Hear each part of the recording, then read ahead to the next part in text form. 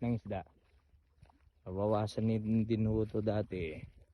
Kaya ngayon, sabay sampling.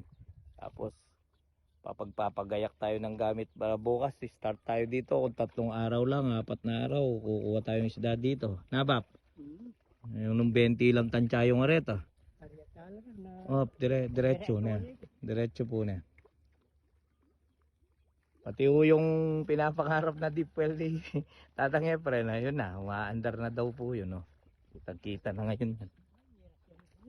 Yun, kaya lang nasa gitna, doon nakahigop daw ng sample ng tubig.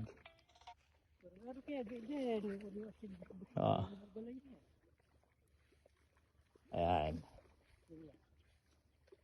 Ano, tumusok siya dito. Ang deep well. Ayan.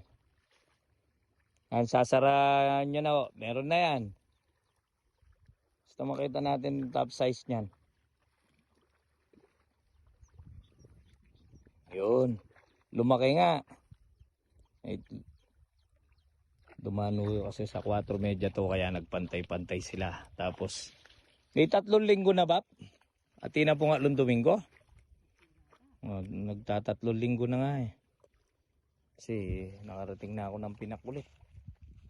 Tapos bumalik dito.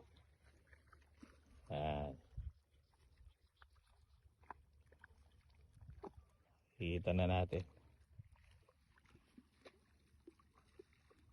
Yan. Ayan, may nadalinan nila. Ano yung black natin, pahabayan. Yun. Laman na.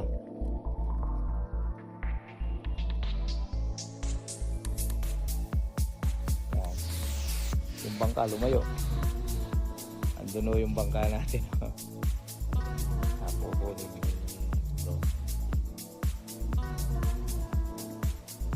Sige po, yung pag-sampling po yan may diferensya ba? May nayasayad. Ganun po yan. Pag talagang kung titignan nyo po yung sampling.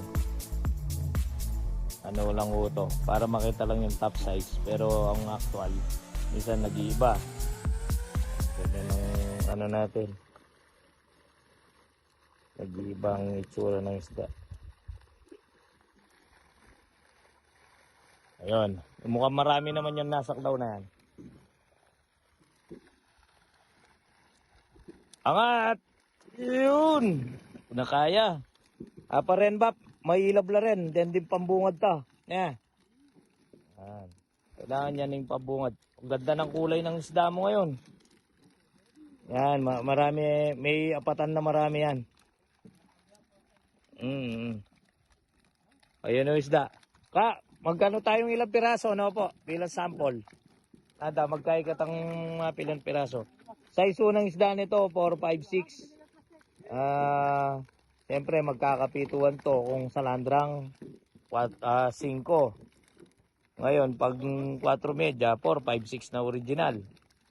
Pero malamang sa 5 ang gusto ni Bapong Efren eh. Okay. Go, go, go.